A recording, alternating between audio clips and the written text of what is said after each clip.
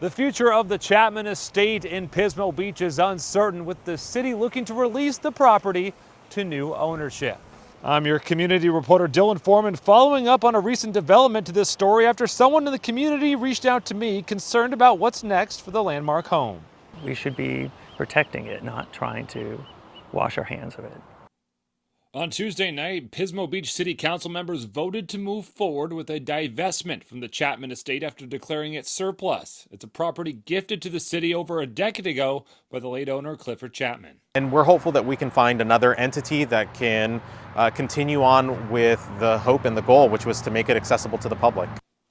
City Manager Jorge Garcia cited that a major driver of the decision was the $6.8 million cost to upkeep the property, stating they've already put $2 million into preserving it.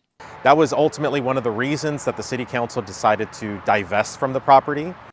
However, many Shell Beach residents expressed the need to keep it open and accessible to the public. One day, the members of City Council will be gone.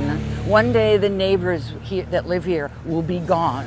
They will either have moved or they will have died. But this house can still be here. This house is history. Sandra Nielsen remembers bringing her mother to the estate, calling it an even greater experience than visiting Hearst Castle. Because it's attainable, it's accessible. I feel I can relate to it. For longtime resident Eric Howell, who used to serve on the city council when the city first acquired the estate in 2013, he thinks more could have been done.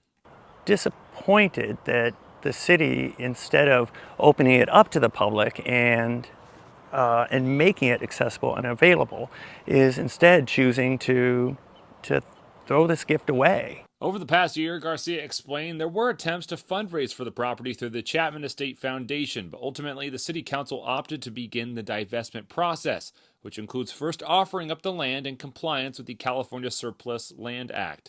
Currently, the house is only open to the public 3 times a week for about 2.5 to 3 hours, costing $5 per person, in addition to private tours and private bookings. The 60-day notice of availability begins today, and according to Garcia, they'll be reaching out to open space and park entities. In Pismo Beach, Dylan Foreman, KSBY News.